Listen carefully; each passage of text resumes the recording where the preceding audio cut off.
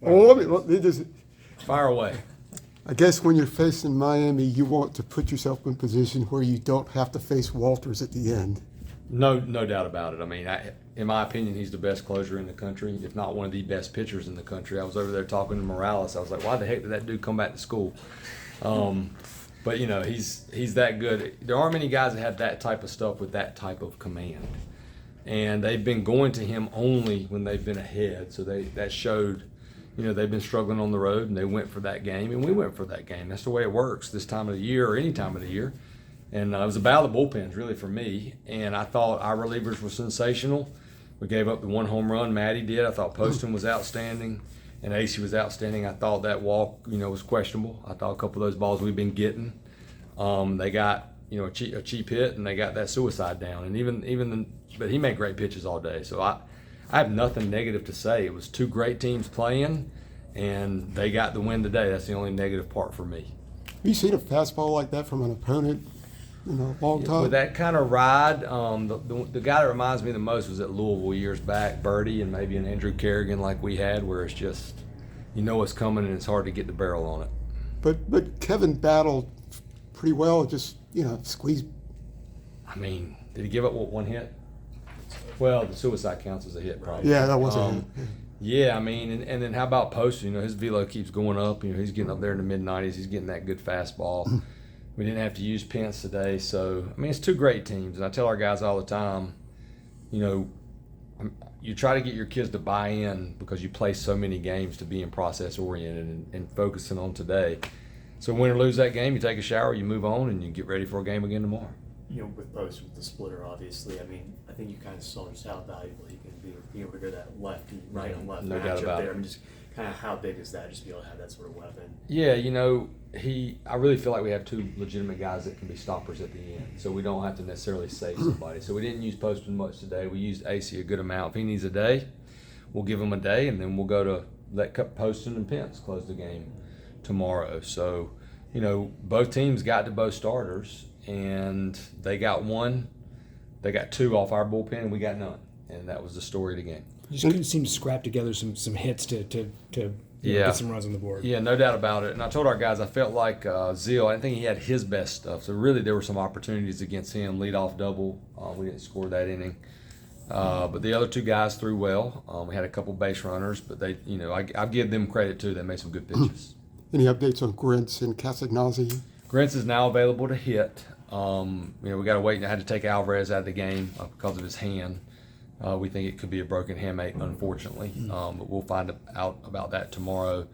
And there's a possibility Johnny can be back. He's been under the weather, but he might be back tomorrow. We'll see. He's definitely back Saturday. Okay, let's back up. Patrick, when did that happen? He just took one swing, and a hamate bone is. I don't know if that's it, but we're hoping and praying that it's not. Which hand? I think it's his left hand. Yeah, it's his left hand, and that's the hand. The hamate, you don't even need the bone, but a lot of hitters break that thing. Berto did it earlier. So, that's a blow, but that's part of baseball, and I hate it more for Patty. I've been coaching 25 years, and you get a kid like that works his tail off to get in the lineup. So, either way, we'll deal with it and move on. And what was Grintz's injury? He broke a rib when he got hit by that 95-mile-an-hour fastball. Where was it? Georgia Tech? No, Notre Dame. Notre Dame. Yeah, it was at Notre Dame. That's why he was out for Georgia Tech. So he's able to hit at least. So he's slowly making some steps back. And then Johnny, you really don't know what to. I do know that he's available to play Saturday. Okay. I'm hoping maybe I'll get some news that maybe he can play tomorrow. How would you assess Max's start?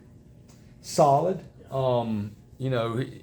We need him to be better. Obviously, if he, and I firmly believe this. If your Friday guy gives up one run, we win the game. I think our bullpen's going to lock it down pretty good. And, that's the next step.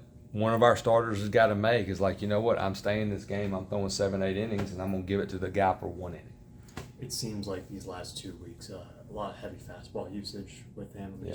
What's kind of the game plan there, I guess. Yeah. He was throwing hard early, like 92, 95, and his fastball backed off a little bit, so we had to start going to more sliders. But if you go back, my guess is he just made mistakes. Mm-hmm.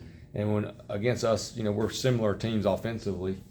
If you make a mistake down the middle, we'll make you pay for it. and that's what they did to Max. Hunter had 2 hit night. I think he had a 4 hit in Atlanta. Yeah. Obviously the opposite field. I guess what kind of improvements did you see him make over this offseason to become a reliable piece in your offense? Just getting stronger and in better shape. His body's in the best shape it's been in. Great kid, fun to be around every day. But we challenged him like, hey, we want you to be good the whole season, not just part of the season.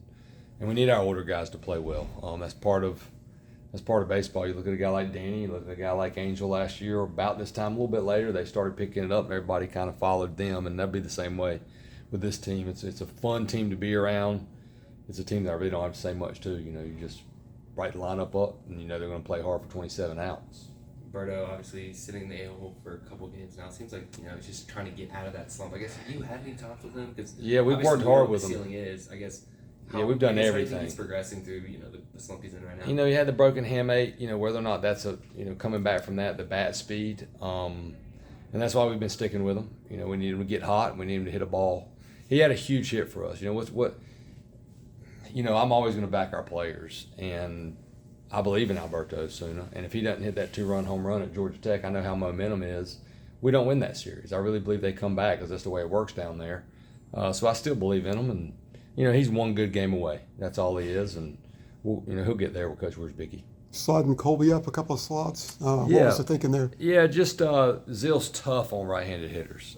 His splits are drastic, and Colby's been good left-handed. So we thought, okay, let's get that left-handed bat up there a little bit more. And we even thought about getting Reamer in there, but we decided to stick with Alberto. But his splits are that good. And Colby's been good. He's got a lot of RBIs for us. He's had great at bats. Thought he had a great at bat.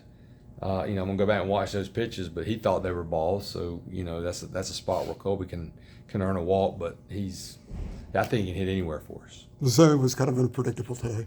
Hmm? The zone was kind of unpredictable today. Yeah, I don't know. I try not to say much till the game's over, and I get the report. And I actually look at it and see what kind of zone he has, and if it's a bad zone, the game's over. We can't do anything about it, but I can talk to the umpire about it tomorrow. Thanks, Coach. Thank you. Y'all have a great night. Always a pleasure. Thanks.